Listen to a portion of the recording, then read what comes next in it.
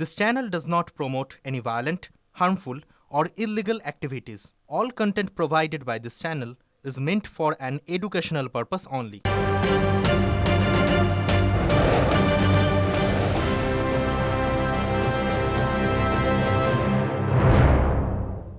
Supreme কোর্টে স্পষ্ট নির্দেশ রয়েছে, কিন্তু তারপরেও বকেয়া দিয়ে মেটাচ্ছে না রাজ্য। আর এই নিয়ে সমস্ত সরকারি অফিসে ধর্মঘটের ডাক সংগ্রামী যৌথ মঞ্চে। ডক্টরস, নার্স, শিক্ষক, পঞ্চায়েত থেকে পুরসভার কর্মীদের 13ই মার্চে ধর্মঘটে সামিল হওয়ার আহ্বান ভাস্কর ঘোষের।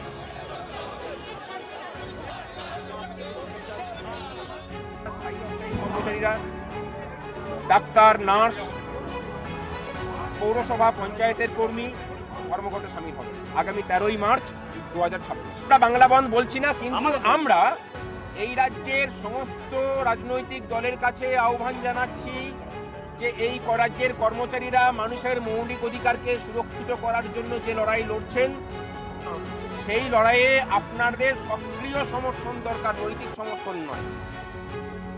ওগুলো তো সিপিএম বা বিজেপির ডাকার মুরদ নেই, সেই জন্য এদেরকে ব্যবহার করে মুখোশধারী বিরোধীরা এই ধরনের ভোটের আগে এই ধরনের একটা অচলাবস্থা তৈরি করার চেষ্টা করছেন। বাংলার মানুষ বোঝেন এসব করে লাভ হবে না। মমতা বন্দ্যোপাধ্যায় অন্তর থেকে তাদের পাশে থাকার চেষ্টা করেন।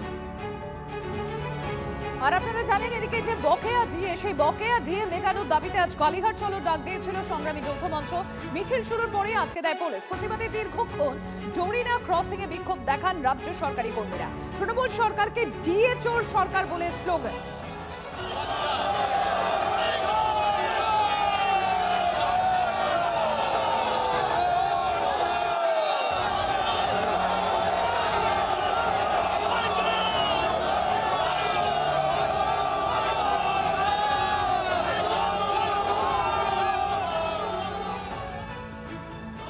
যদি আজকে আমাদের ডিএ মেটানোর ব্যাপারে প্রতিশ্রুতি না দেন, তাহলে আগামী কয়েক সপ্তাহের মধ্যে আমাদের পশ্চিমবঙ্গের সরকার অচল হয়ে যাবে। পুরো অ্যাডমিনিস্ট্রেশনকে আমরা অচল করে দেবো এবং আগামী সপ্তাহে। যারা রাজনীতিটা করছেন তাদের তো উচিত রাজ্য সরকারের উপরে ভরসা রাখা। মমতা বন্দ্যোপাধ্যায় এত রকম সীমাবদ্ধতার মধ্যেও রাজ্য সরকার 1,96,000 কোটি টাকা বকেয়া রেখেছে। এই যারা আন্দোলন করছেন মূলত সিপিএম বিজেপির পৃষ্ঠপোষকতায়, এদের মুখে একবারও শুনেছেন কেন্দ্রীয়কে দাবি করা যে বাংলার বকেয়াটা দেয়া হোক? তার মধ্যেও মমতা বন্দ্যোপাধ্যায় দফায় দফায় দফায় দফায় ডিএ বাড়িয়ে, আপনি যদি আনুপাতিক শতকরা হারে দেখেন তাহলে কিন্তু বাংলা সেভাবে পিছিয়ে নেই। যারা শুধু ডিএ নিয়ে একটা বিকৃত হিসাবের প্রচার করছেন, শব্দের জাগলারি করছেন, তারা রাজনৈতিক উদ্দেশ্য প্রণোদিতভাবে করছেন।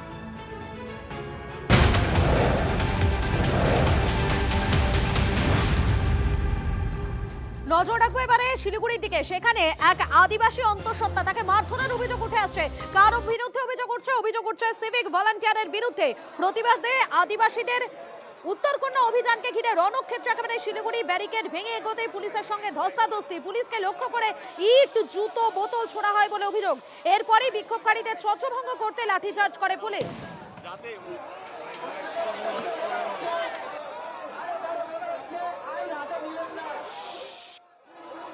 যজ্ঞের পরিস্থিতি, পুলিশ মুড়ি মুরগির মতন টিয়ার গ্যাস চালাচ্ছে, কারণ ওপার থেকে বহু ঢিল এগিয়ে আসছিল। এই মুহূর্তে পুলিশ এগোচ্ছে, কার্যত পুলিশ এখন কমব্যাট করার জন্য এগোচ্ছে। আমি একবার দেখাবো ছবিটা, লাইভে দেখাবো। একাধিক টিয়ার গ্যাস চালানো হয়েছে, দীপার ছবিটা ধর, জল কামান চালানো হয়েছে। এবার পুলিশ কিন্তু ধীরে ধীরে এগোচ্ছে। আমি দেখাবো, রাস্তার মাঝখানে আগুন জ্বলছে, দেখো বিভিন্ন জায়গায় আগুন লাগানো হয়েছে। পুলিশ যারা বসে পড়েছে আন্দোলনকারীরা, তাদেরকে গ্রেপ্তার করছে। আমি দেখাচ্ছি ছবিটা, দীপান এই সাইডে দেখো, রাস্তা জুড়ে অসংখ্য জায়গায় আগুন জ্বালাতে জ্বালাতে এগিয়েছেন আন্দোলনকারীরা। মিছিল এগোচ্ছিল, পুলিশ তাদের বিশাল বাহিনী কিন্তু ধীরে ধীরে এগোচ্ছে এবং একাধিক জায়গায় যারা রয়েছেন আন্দোলনকারীরা ছড়িয়ে ছিটিয়ে, তাদেরকে চেস করা হচ্ছে, তাদেরকে একাধিক টিয়ার গ্যাস চার্জ করা হয়েছে, লাঠিচার্জ করা হয়েছে, জল কামান চালানো হয়েছে। এই মুহূর্তে পুলিশ কিন্তু এই অশান্তি সৃষ্টির দায়ে যারা ছিলেন তাদেরকে গ্রেপ্তার করার দিকে এগোচ্ছে। যারা বিভিন্ন জায়গায় ছড়িয়ে ছিটিয়ে আছেন তাদেরকে তুলে নিয়ে যাওয়া হচ্ছে, দেখতেই পাচ্ছ বিশাল বাহিনী ধীরে ধীরে এগোচ্ছে। ওখানে এখনও আগুন জ্বলছে এবং আন্দোলনকারীরা কিন্তু কিছুটা দূরেই আছেন। সেই যে আন্দোলনকারীরা আছেন তাদেরকে ছত্রভঙ্গ করার জন্য ধীরে ধীরে পুলিশ এগোবে। আমি এই ছবিটা দেখাবো, টিয়ার গ্যাস চার্জ করা হচ্ছে, একাধিকবার কিন্তু টিয়ার গ্যাসের সেল ফাটানো হচ্ছে। আমি ছবিটা দেখাচ্ছি, দেখো মুড়ি মুড়কির মতো টিয়ার গ্যাস ছোড়া হচ্ছে যাতে ওপারে যে জনতা দাঁড়িয়ে আছে তাদেরকে ছত্রভঙ্গ করা যায়। রাস্তার মধ্যে আগুন জ্বলছে দাউ দাউ করে এবং একাধিক ব্যক্তিকে ইতিমধ্যে কিন্তু পুলিশ গ্রেপ্তার করেছে, যাদেরকে সামনে পাওয়া গিয়েছে। এই মুহূর্তে এখনও আন্দোলনকারী ওখানে জমায়েত হয়ে আছেন, যে কারণেই পুলিশ বারবার করে টিয়ার গ্যাস ফাটাচ্ছে যাতে আন্দোলনকারীদের সরিয়ে দেওয়া যায়। এখনও আন্দোলনকারীদের সরানো যায়নি, যে জায়গায় দাঁড়িয়ে পুলিশ মুড়কির মতন টিয়ার গ্যাস ফাটাচ্ছে। প্রচুর জনতা যারা এই মিছিলে এসেছিলেন তারা জমায়েত হয়ে আছেন, কার্যত দক্ষযজ্ঞের পরিস্থিতি হলো। স্যার আমরা আসছি, আমরা আদিবাসীদের বিরোধে ওনাদের সঙ্গে আমরা জনগণের সাথে আসছি, আমাদের এখন ধরে গ্রেপ্তার করে নিয়ে যাচ্ছে। একদম দেখতেই পাচ্ছ ছবিটা, জাতীয় পতাকা হাতে নিয়ে যে আন্দোলনকারীরা ছিলেন তাদেরকে ধরে নিয়ে যাওয়া হচ্ছে। জাতীয় পতাকা নিয়ে বিভিন্ন একের পর এক আন্দোলনকারীদের ধরে নিয়ে যাচ্ছে পুলিশ। ব্যারিকেডটা ভাঙছিলেন, আমরা তো আন্দোলন করবই, দাদা। একদম দেখতেই পাচ্ছ একের পর এক আন্দোলনকারীদের কার্যত গ্রেপ্তার করা হচ্ছে। এই জন্য ওনাকে ওয়ার্নিং করা হলো। এর সত্ত্বেও কিন্তু ওনারা আমাদের ব্যারিকেড ভাঙচুর করেছেন, এরপর ওনারা বোতল ছুঁড়েছেন, আমাদের উপরে পুলিশের উপর হামলা করেছেন। এই জন্য আমাদেরকে প্রিভেন্টিভ অ্যাকশনটা নিতে হবে। এই এলাকাতে যেহেতু যানবাহন চলছিল, ফলে এই যানবাহন এবং সাধারণ মানুষের ভিড়ের মধ্যে মিশে গিয়েছেন আন্দোলনকারীরা। যাদেরকে চিহ্নিত করা যাচ্ছে, পুলিশ তাদের চিহ্নিত করে করে ধরার চেষ্টা করছে। বাংলাকে অশান্ত করার চেষ্টা করছে বিজেপি। এদের আমি তো নিজে বিজেপিতে ছিলাম, ইলেকশনের আগে 2021-এও দেখবেন এইরকম নানা ষড়যন্ত্রমূলক হয়, পেছন থেকে এরা করে। ফাঁসি দেওয়ার যে ঘটনা বললেন, যে অন্তঃসত্ত্বা মহিলার হঠাৎ কি হলো, ঘটনা হলো কি না হলো, প্রশাসন পুলিশ সেটা তদন্ত করে দেখবে। কিন্তু ঘটনাটা নিয়ে এই যে কাঁদানে গ্যাস করার মতন একটা পরিস্থিতি তৈরি, এটা দেখবেন যেন আগে থেকে প্রস্তুতি ছিল। হঠাৎ তো এগুলো ঘটনা হয় না, সম্পূর্ণভাবে ষড়যন্ত্রমূলকভাবে পূর্ব পরিকল্পিত চিত্রনাট্য তৈরি।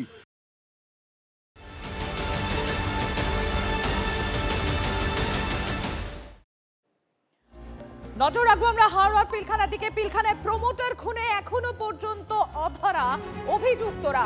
মূল অভিযুক্ত হারুন ও রোহিতের এখনো খোঁজ পায়নি পুলিশ। আমরা জানবো, সুব্রত রয়েছেন আমাদের সঙ্গে, আমি সরাসরি চলে যাবো সুব্রতর কাছে। সুব্রত, সবই জানা যাচ্ছে, কোথা থেকে তারা যাচ্ছে, জোড়াসাঁকোয় যাচ্ছে, সেখানে তাদেরকে কারা হেল্প করছে, তাও পর্যন্ত এখনো অধরা এই দুই মূল অভিযুক্ত। দেখো, এখনো অভিযুক্তরা যেমন অধরা, সেরকমই এই যে ঘটনা, অর্থাৎ এই ব্যবসায়ী প্রমোটার তাকে যে গুলি করে খুনের ঘটনা, এই ঘটনার পর কিন্তু ওই এলাকার পিলখানার সেকেন্ড বাই লেন যেখানে হচ্ছে প্রমোটারের বাড়ি, সেই এলাকার মানুষজন তারা কিন্তু উত্তেজিত হয়ে পড়ে এবং হারুন খানের যে ক্লাব এবং যে বাড়ি থার্ড বাই লেনে পিলখানার, সেই ক্লাব বা বাড়িতে তারা কিন্তু আক্রমণ চালায়, ভাঙচুর করা হয় ক্লাব। এবং হারুন খানের ভাই তাকেও কিন্তু, হোসেন খান, তাকেও কিন্তু বেধড়ক মারধর করা হয় এমনটাই জানা যাচ্ছে এবং গুরুতর আহত অবস্থায় তাকে গতকালই হাওড়া হাসপাতালে ভর্তি করা হয়েছিল। তবে চিকিৎসকরা যেটা জানাচ্ছেন যে এখন তার অবস্থা স্থিতিশীল। তবে এই ঘটনায় কিন্তু এখনও যে মূল দুষ্কৃতী তারা কিন্তু অধরা রয়েছে এবং বিজেপির পক্ষ থেকেও আজ তোমরা জানোই বা তুমি জানোই, বিজেপির পক্ষ থেকে হাওড়ার গোলাবাড়ি থানা ঘেরাও কর্মসূচি নেওয়া হয়েছিল। সব মিলিয়ে পুলিশ কিন্তু এখনো পর্যন্ত হারুন খান তার কোনো খোঁজ পাচ্ছেন না। পুলিশ গৌতম চৌধুরীর খুনি বললে তো ভুল হবে। এই যে সোনা পাপ্পু, সেও তো এখনো ধরা পড়েনি বললেও আবার ভুল হবে। পুলিশ ধরেনি বললে ঠিক হবে। এখন এমএলএর বাইকের পেছনে করে, এমএলএর একদম পেছনে বডিগার্ডের মতো দাঁড়িয়ে থাকে। আপনি কি বিশ্বাস করেন যে এই পুলিশ তাকে ধরবে? যখন ওর সময় হবে তখন ও আত্মসমর্পণ করবে, যখন ওর সময় হবে, যখন ও বুঝবে তখন আত্মসমর্পণ করবে। এমএলএ সরাসরি এইসব খুনের পেছনে জড়িত আছে কিনা সেটা তদন্ত করে দেখা উচিত। কারণ এই মালের হিসাব সে তো এমএলএ কেও দেয়। টাকা নিয়ে তো গন্ডগোল, টাকা তো এমএলএ কেও দেয়, এটা তো অস্বীকার করা যাবে না। তাহলে এই ঘটনার সঙ্গে সেও যুক্ত থাকতে পারে।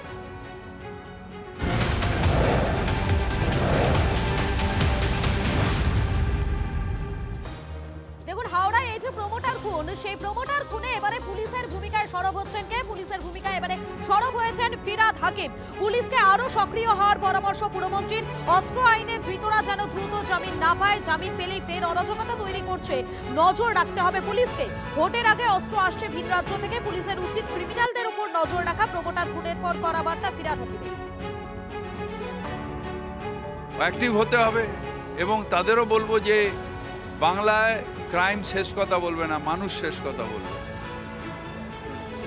অস্ত্র ঢুকছে, বিহার থেকে ঢুকছে, মুঙ্গের থেকে ঢুকছে, এই জায়গাটাকে আরও স্ট্রিক্ট করতে হবে।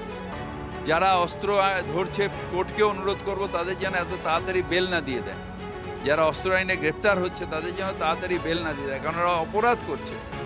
সেটাও এক ধরনের আতঙ্ক সৃষ্টি করা। সে মানুষকে, পুলিশ নিজের কাজ করবে, এখানে রাজনৈতিকভাবে কিছু করার নেই। বাইরের দেশ থেকে, বাইরের স্টেট থেকে আসছে এবং এরাদিনকালে ইলেকশনের সময় বিজেপি একটা আতঙ্ক সৃষ্টি করার চেষ্টা করছে।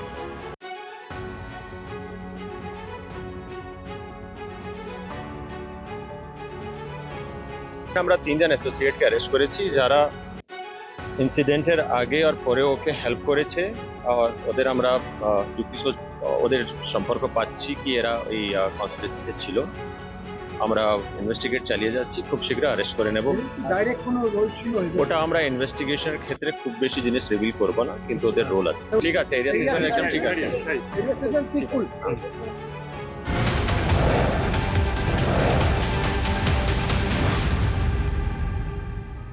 পিলখানায় প্রমোটার খুনে যে মূল অভিযুক্ত তার ঘনিষ্ঠরা গ্রেফতার, কিন্তু মূল যে 2 অভিযুক্ত তারা এখনো পর্যন্ত অধরা।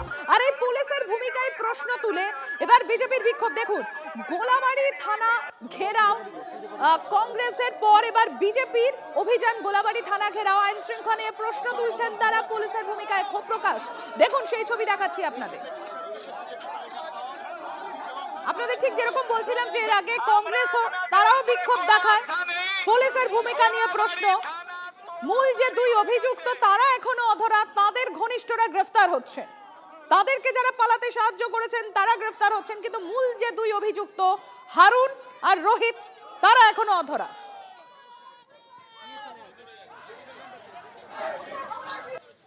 বাংলায় আইন নেই, আজকে বাংলার বুকে একের পর এক খুন হচ্ছে, একটা মায়ের কোল খালি হচ্ছে।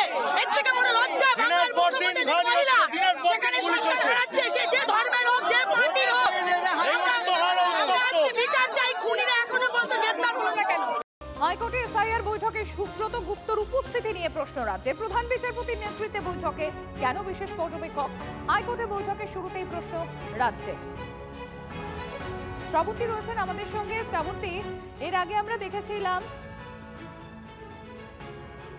মনোজ পান্থের উপস্থিতি নিয়ে একটা বিতর্ক তৈরি হয়েছিল, এবার সুব্রত গুপ্ত তিনি উপস্থিত, সেটা নিয়ে এবার রাজ্যের তরফ থেকে প্রশ্ন তোলা হলো।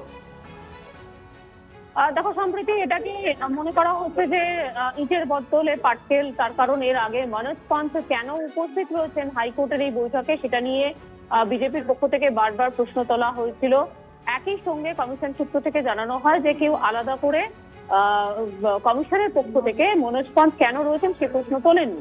কিন্তু আজকের বৈঠকে প্রথম দিন শনিবার থেকে যখন থেকে বৈঠক হচ্ছে তখনও সুব্রত গুপ্ত বিশেষ অবজারভার ছিলেন। আজকের বৈঠকে সুব্রত গুপ্তকে রাজ্য সরকারের পক্ষ থেকে যারা ছিলেন তাদের পক্ষ থেকে জানতে চাওয়া হয় যে কেন তিনি থাকবেন, কারণ সিইও মনোজ আগরওয়ালের সাথে তার কোনো সম্পর্ক নেই, তিনি কেন থাকবেন।